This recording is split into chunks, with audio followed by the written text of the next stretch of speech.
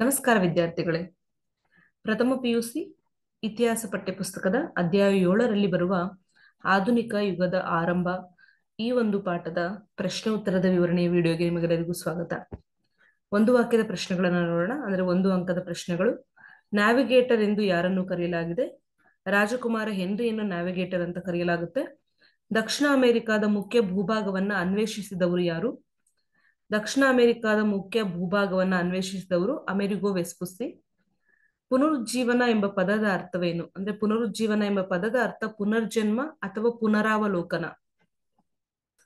ಪುನರುಜ್ಜೀವನ ಪದ ಯಾವ ಶಬ್ದದಿಂದ ಬಂದಿದೆ? ಪುನರುಜ್ಜೀವನ ಎಂಬ ಪದ ಲ್ಯಾಟಿನ್ ಭಾಷೆಯ ರೆನಾಜರಿ ಎನ್ನುವಂತಹ ಶಬ್ದದಿಂದ ಬಂದಿದೆ. ಪುನರುಜ್ಜೀವನದ ತಾಯ್ನಾಡು ಅಂತ ಯಾವ ದೇಶವನ್ನು ಕರೆಯಲಾಗುತ್ತೆ? ಇಟಲಿಯನ್ನ ಪುನರುಜ್ಜೀವನದ ತಾಯ್ನಾಡು ಎಂದು ಕರೆಯಲಾಗುತ್ತೆ. ಮುದ್ರಣ ಯಂತ್ರವನ್ನ ಕಂಡುಹಿಡಿದವರು ಯಾರು? ಜರ್ಮನಿಯ ಜಾನ್ ಗುಟನ್ಬರ್ಗ್. ಪುನರುಜ್ಜೀವನ ಪಿತಾಮಹ ಪೇಟ್ರಿಯಾರ್ಕ್. ಮಾನವತಾವಾದದ ಪಿತಾಮಹ ಪೇಟ್ರಿಯಾರ್ಕ್. ಡಿವೈನ್ ಕಾಮಿಡಿಯ ಕರ್ತೃ ಯಾರು? ಡಾಂಟೆ. ಉಟೋಪಿಯಾ ಅನ್ನುವಂಥ ಕೃತಿಯ ರಚನಾಕಾರರನ್ನ ಹೆಸರಿಸಿ. Sir Thomas More. Paradise Lost ಕೃತಿಯನ್ನ ರಚಿಸಿದವರು ಯಾರು? John Milton. ಮೊನಾಲಿಸಾವನ್ನು ಚಿತ್ರಿಸಿದವರು ಯಾರು? Leonardo da Vinci. ಗುರುತ್ವಾಕರ್ಷಣೆಯ ನಿಯಮವನ್ನ ಪ್ರತಿಪಾದಿಸಿದವರು ಯಾರು? Sir Isaac Newton.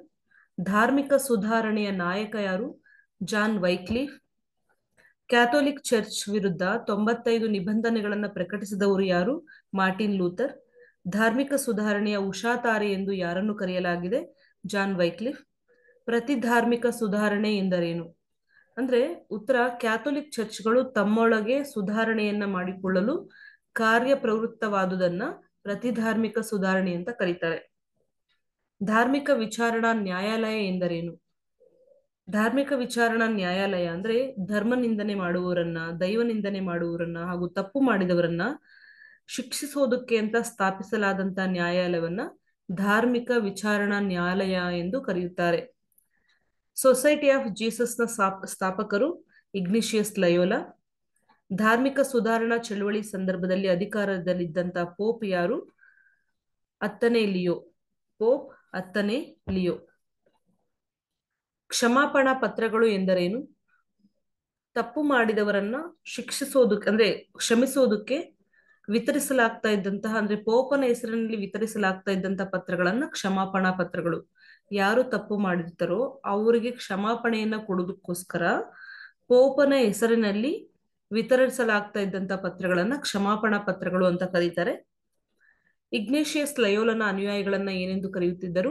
ಜೆಸೂಟ್ಸ್ ಅಂತ ಕರೀತಾ ಇದ್ರು. 2-3 ವಾಕ್ಯದ ಪ್ರಶ್ನೆಗಳು, ಅಂದ್ರೆ 2 ಅಂಕದ ಪ್ರಶ್ನೆಗಳು. ಕಾನ್ಸ್ಟಾಂಟಿನೋಪಲ್ ಅನ್ನು ಪಟ್ಟಣವನ್ನ ಯಾರು ಮತ್ತು ಯಾವ ವರ್ಷದಲ್ಲಿ ವಶಪಡಿಸಿಕೊಂಡರು? ಆಟೋಮನ್ ಟರ್ಕರು 1453ರಲ್ಲಿ ಕಾನ್ಸ್ಟಾಂಟಿನೋಪಲ್ ನಗರವನ್ನ ವಶಪಡಿಸಿಕೊಂಡರು. ರಾಜಕುಮಾರ ಹೆನ್ರಿಯನ್ನು ದಿ ನ್ಯಾವಿಗೇಟರ್ ಎಂದು ಏಕೆ ಕರೆಯುತ್ತಾರೆ?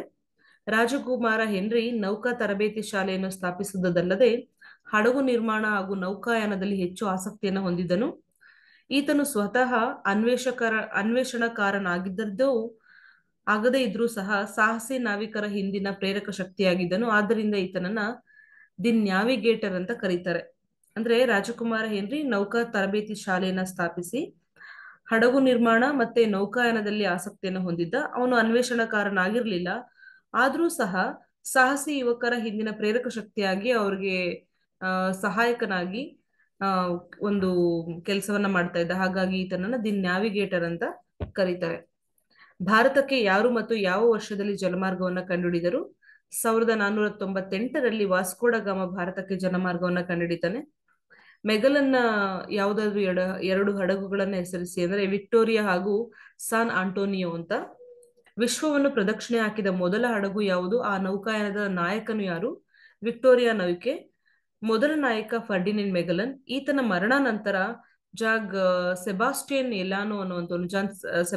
ಎಲಾನೋ ಅಂತವನು ನಾಯಕನಾಗ್ತಾನೆ. ಯಾವುದಾದ್ರೂ 2 ಪ್ರಮುಖ ಭೌಗೋಳಿಕ ಅನ್ವೇಷಣಾಕಾರರನ್ನು ಹೆಸರಿಸಿ. ವಾಸ್ಕೋಡ ಗಾಮ ಪೋರ್ಚುಗೀಸ್ನ ನಾವಿಕ, ಇಟಲಿಯ ನಾವಿಕ ಅಮೆರಿಗೋ ವೆಸ್ಪುಸ್ಸಿ, ಮೆಗಲನ್, ಈ ತರ ಕೊಲಂಬಸ್ ಮುಂತಾದವರ ಹೆಸರನ್ನ ಹೆಸರಿಸಬಹುದು. ಪುನರುಜ್ಜೀವನ ಕಾಲದ 2 ಮಾನವತಾವಾದಿಗಳನ್ನ ಹೆಸರಿಸಿ. ಪೇಟ್ರಿಯಾರ್ಕ್, ಡಾಂಟೆ, ಸಿಸಿರೋ, ಬೊಕ್ಯಾಶಿಯೋ, ಸರ್ವಾಂಟ್ಸ್ ಮುಂತಾದವರು ಮಾನವತಾವಾದಿಗಳು. ವಿಲಿಯಂ ಶೇಕ್ಸ್ಪಿಯರ್ನ ಯಾವುದಾದ್ರೂ 2 ಕೃತಿಗಳು Julius Caesar, Macbeth, Othello, Hamlet, King Lear ಮುಂತಾದವು. ಪುನರುಜ್ಜೀವನ ಕಾಲದ ಯಾವುದಾದ್ರೂ ಇಬ್ಬರು ಚಿತ್ರಕಾರರು Michelangelo, Leonardo da Vinci. Leonardo ಡಾವಿಂಚಿಯ ಯಾವುದಾದ್ರು ಎರಡು ಚಿತ್ರಕೃತಿಗಳು the Last Supper, Mona Lisa, Virgin of the Rocks, the Virgin and Child. ಇವು ಲಿಯನಾರ್ಡೋ ಡಾವಿಂಚಿಯ ಚಿತ್ರಕೃತಿಗಳು. ಮೈಕೆಲ್ ಎಂಜಲೋ ರಚಿಸಿದ ಯಾವುದಾದ್ರು ಎರಡು ಚಿತ್ರಕೃತಿಗಳನ್ನು ಹೆಸರಿಸಿ ಅಂದ್ರೆ the Last Judgment, Day and Night. ಪುನರುಜ್ಜೀವನ ಕಾಲದ ಯಾವುದಾದ್ರು ಇಬ್ಬರು ವಿಜ್ಞಾನಿಗಳು sir Isaac Newton, Galileo. Martin Luther ಎಲ್ಲಿ ಮತ್ತು ಯಾವ ವರ್ಷದಲ್ಲಿ ಜನಿಸಿದನು? 1483ರಲ್ಲಿ ಜರ್ಮನಿಯ ಐಲ್ವೆನ್ ಎನ್ನುವಂತಹ ಪ್ರದೇಶದಲ್ಲಿ ಬಡ ರೈತ ಕುಟುಂಬದಲ್ಲಿ ಜನಿಸಿದನು. ಜಾನ್ ವೈಕ್ಲಿಫ್ ಯಾರು? ಅವನು ಯಾವ ದೇಶಕ್ಕೆ ಸೇರಿದವನು? ಜಾನ್ ವೈಕ್ಲಿಫ್ ಧಾರ್ಮಿಕ ಸುಧಾರಣೆಯ ಆರಂಭದ ನಾಯಕನಾಗಿ ಧರ್ಮ ಸುಧಾರಣೆಯ ಉಷಾತಾರೆ ಎನಿಸಿಕೊಂಡವನು. ಈತನು ಇಂಗ್ಲೆಂಡ್ ದೇಶಕ್ಕೆ ಸೇರಿದವನು. ಕ್ರೈಸ್ತ ಧರ್ಮದ ಎರಡು ಪಂಥಗಳು. ಕ್ರೈಸ್ತ ಧರ್ಮದಲ್ಲಿ ಎರಡು ಪಂಥಗಳಿದಾವೆ, ಅವು ರೋಮನ್ ಕ್ಯಾಥೋಲಿಕ್ ಮತ್ತೆ ಪ್ರಾಟೆಸ್ಟೆಂಟ್ ಅಂತ. ಪ್ರತಿ ಧಾರ್ಮಿಕ ಸುಧಾರಣೆಯ ನಾಯಕ ಯಾರು? ಈತ ಸ್ಥಾಪಿಸಿದ ಸಂಸ್ಥೆ ಯಾವುದು? ಪ್ರತಿ ಧಾರ್ಮಿಕ ಸುಧಾರಣೆಯ ಸ್ಥಾಪಿಕ ಇಗ್ನೇಷಿಯಸ್ ಲಯೋಲಾ. ಈತನು ಸ್ಥಾಪಿಸಿದಂತ ಸಂಸ್ಥೆ ಜೀಸಸ್ ಸೊಸೈಟಿ ಅಂತ. ನೆಕ್ಸ್ಟ್ 5 ಅಂಕದ ಪ್ರಶ್ನೆಗಳು, 15ರಿಂದ 20 ವಾಕ್ಯಗಳಲ್ಲಿ ಉತ್ತರಿಸಿ. ಭೌಗೋಳಿಕ ಅನ್ವೇಷಣೆಯಲ್ಲಿ ಕೊಲಂಬಸ್ ಹಾಗೂ ವಾಸ್ಕೋಡ ಗಾಮರ ಪಾತ್ರವನ್ನ ತಿಳಿಸಿ. ಭೌಗೋಳಿಕ ಅನ್ವೇಷಣೆಯಲ್ಲಿ ಕೊಲಂಬಸ್ ಹಾಗೂ ವಾಸ್ಕೋಡ ಗಾಮರ ಪಾತ್ರ ಬಹಳ ಮಹತ್ತರವಾದದ್ದು. ಕ್ರಿಸ್ಟೋಫರ್ ಕೊಲಂಬಸ್ನು ಸ್ಪೇನ್ನ ಅರಸ ಫರ್ಡಿನೆಂಡ್ ಮತ್ತು ರಾಣಿ ಇಸಬೆಲ್ಲಳ ಸಹಾಯವನ್ನ ಪಡ್ಕೊಂಡು ಸಾಹಸಿ ಯುವಕರ ಜೊತೆಗೆ ನೌಕಾಯಾನವನ್ನ ಕೈಗೊಂಡು 1492ರಲ್ಲಿ ವೆಸ್ಟ್ ಇಂಡೀಸ್ನ ಬಹುಮಾಸ ದ್ವೀಪಗಳಲ್ಲಿ ಒಂದಾದಂತಹ ಸಾನ್ ಸಾಲಡರ್ ಅನ್ನ ತಲುಪಿ ತಾನು ಭಾರತವನ್ನ ತಲುಪಿದ್ದೇನೆ ಅಂತ ನಂಬಿದ್ದನು. ಇಲ್ಲಿನ ಸ್ಥಳೀಯರು ಕೆಂಪು ಬಣ್ಣದವರು ಆಗಿದ್ದ ಕಾರಣದಿಂದಾಗಿ ಅವರನ್ನ ರೆಡ್ ಇಂಡಿಯನರು ಅಂತ ಕರೆದ. ಅವನು ಸಾಯೋವರೆಗೂ ಸಹ ಅಂದ್ರೆ ಕೊನೆಯವರೆಗೂ ಸಹ ಅವನು ಅದನ್ನ ಭಾರತ ಅಂತಾನೆ ಭಾವಿಸ್ತಾ ಇದ್ದ. ಯಾನ ಮುಂದುವರಿಸಿ ದಕ್ಷಿಣ ಅಮೆರಿಕ, ಕ್ಯೂಬಾ ಮತ್ತು ಮುಂತಾದ ಭೂಪ್ರದೇಶಗಳನ್ನ ಅವನು ಕಂಡುಹಿಡಿತಾನೆ. ಪೋರ್ಚುಗೀಸ್ ನಾವಿಕನಾದಂತ ವಾಸ್ಕೋಡ ಗಾಮ ಭಾರತಕ್ಕೆ ಜಲಮಾರ್ಗವನ್ನು ಕಂಡುಹಿಡಿದನು. ಈತನಿಗೆ 2ನೇ ಇಮ್ಯಾನ್ಯುಯಲ್ ಆಶ್ರಯವನ್ನ ನೀಡುತ್ತಾನೆ. ಆಫ್ರಿಕಾದ ಪಶ್ಚಿಮ ತೀರದ ಮೂಲಕ ಪ್ರಯಾಣವನ್ನ ಆರಂಭಿಸಿ ಬಿರುಗಾಳಿಗಳ ಭೂಶಿರವನ್ನ ತಲುಪುತ್ತಾನೆ. ಅದಾದ ನಂತರ ಇದನ್ನೇ ಕೇಪ್ ಆಫ್ ಗುಡ್ ಹೋಪ್ ಅಂತ ಮರುನಾಮಕರಣ ಮಾಡ್ತಾನೆ. 1498ರಲ್ಲಿ ಭಾರತದ ಪಶ್ಚಿಮ ಕರಾವಳಿಯ ಮಲಬಾರ್ ತೀರದ ಕಲ್ಲಿಕೋಟೆಯನ್ನ ತಲುಪ್ತಾನೆ. ಇಲ್ಲಿನ ದೊರೆ ಜಾಮೋರಿನ್ ಅನ್ನುವಂಥವನು ವಾಸ್ಕೋಡ ಗಾಮನಿಗೆ ಸ್ವಾಗತವನ್ನು ನೀಡ್ತಾನೆ. ಈತನ ಒಂದು ಸಮುದ್ರಯಾನ ಏನಿದೆ ಇದು ಭಾರತವನ್ನ ಪ್ರವೇಶಿಸೋದಕ್ಕೆ ಯುರೋಪಿಯನ್ನರಿಗೆ ಬಾಗಿಲು ತೆರೆದಂತೆ ಆಗುತ್ತೆ. 2ನೇ ಪ್ರಶ್ನೆ, ಪುನರುಜ್ಜೀವನಕ್ಕೆ ಕಾರಣಗಳು ಯಾವುವು? ಪುನರುಜ್ಜೀವನಕ್ಕೆ ಕಾರಣಗಳು ನನ್ನ ಹಿಂದಿನ ಒಂದು ವಿಡಿಯೋನ ನೋಡಿದ್ರೆ ಪುನರುಜ್ಜೀವನ ಒಂದು ವಿಡಿಯೋನ ನಿಮ್ಗೆ ಸಂಪೂರ್ಣವಾಗಿ ಅರ್ಥ ಆಗುತ್ತೆ. ಅದರಲ್ಲಿ ಮೊದಲನೇದಾಗಿ ಕಾನ್ಸ್ಟಾಂಟಿನೋಪಲ್ನ ವಶ ಅಥವಾ ಕಾನ್ಸ್ಟಾಂಟಿನೋಪಲ್ನ ಪತನ. 1453ರಲ್ಲಿ ಆಟೋಮನ್ ಟರ್ಕರು ಕಾನ್ಸ್ಟಾಂಟಿನೋಪಲ್ ಅನ್ನ ವಶಪಡಿಸಿಕೊಂಡಾಗ ಇಲ್ಲಿನ ವಿದ್ವಾಂಸರು ಇಟಲಿಗೆ ಪಲಾಯನ ಮಾಡ್ತಾರೆ.